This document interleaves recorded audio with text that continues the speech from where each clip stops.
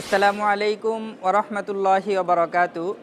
মিশরের রাজধানী কায়রোতে বসেছে পৃথিবীর দ্বিতীয় বৃহত্তর বইমেলা কায়রো আন্তর্জাতিক বইমেলার ৫৭তম আসর।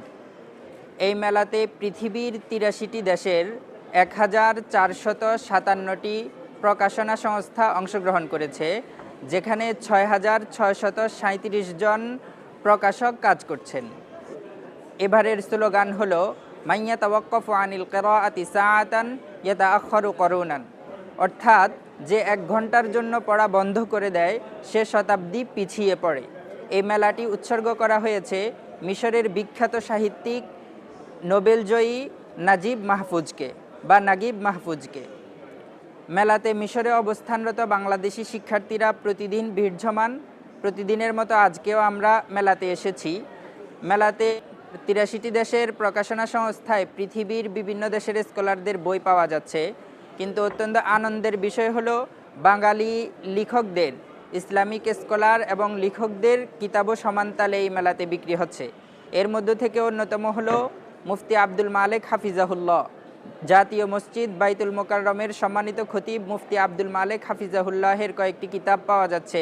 জর্ডানের বিখ্যাত মাকতাবা দারুর রায়াহিনের মধ্যে মুফতি আব্দুল মালেক হাফিজাহুল্লাহের আল মাদখাল ইলা উলুমিল হাদিস শরীফ এবং আল ওয়াজিজ যে গ্রন্থটি আছে সেটি পাওয়া যাচ্ছে। এছাড়াও বাংলাদেশের প্রসিদ্ধ বিদ্যাপীঠ জামিয়া ইসলামিয়া ইউনুসিয়া ব্রাহ্মণবাড়িয়ার আরবি বিভাগীয় প্রধান এবং প্রখ্যাত মুহাদ্দিস শায়েখ আবু বকর সিদ্দিক হাফিজাহুল্লাহের একটি গ্রন্থ এখানে পাওয়া যাচ্ছে, সেটি হলো আল মাদখাল ইলা ফিকহিল হানাফি ওয়া কিতাবিল হিদায়া। তো আজকে আমাদের সাথে শায়েখের সাথে দেখা হয়েছে, শায়েখ আবু বকর সিদ্দিক হাফিজাহুল্লাহের সাথে। তিনি এসেছেন কায়রো আন্তর্জাতিক বইমেলার ৫৭তম আসরে।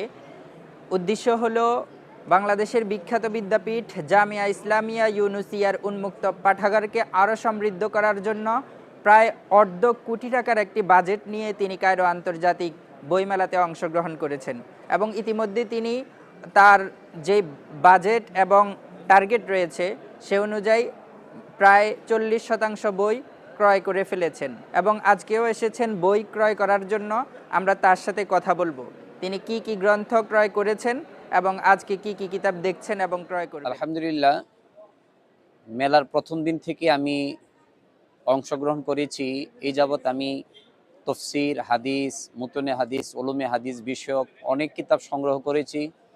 তন্মধ্যে তফসিরের একটি প্রাচীনতম কিতাব আন-নাবাউল হাকিম এবং তফসিরে সাআলিবি, আমাদের বর্তমান সময়ের আধুনিককালের বড়দের অনেক তফসির আমরা সংগ্রহ করেছি, যেমন ওয়াহবা জুহাইলির আত-তাফসিরুল মুনির আমরা ক্রয় করেছি এবং আরও বিভিন্ন তফসির আমরা ক্রয় করব ইনশাআল্লাহ।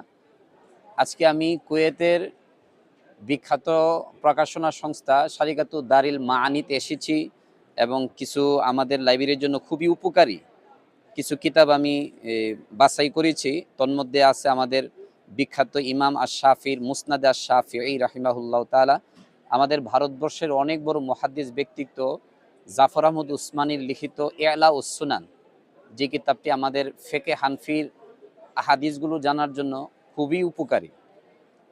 এবং আরও এছাড়াও আমাদের আলাউদ্দিন আল মুগালতাই রাহিমাহুল্লাহ, যিনি হানফি মাযহাবের অনেক বড় ব্যক্তিত্ব ছিলেন, তার লিখিত বুখারী শরীফ সহিহুল বুখারীর সরা ব্যাখ্যা আত-তালবিহ, আল্লামা জালালউদ্দিন আস-সুয়ুতি রাহিমাহুল্লাহু তাআলার লিখিত সুনানে আবু দাউদের বিখ্যাত ব্যাখ্যা মেরকাতুস সুউদ লি সুনানে আবি দাউদ, এই সকল কিতাবগুলো আমরা সংগ্রহ করেছি। ইনশাআল্লাহ আমরা ক্রয় করব ইনশাআল্লাহ।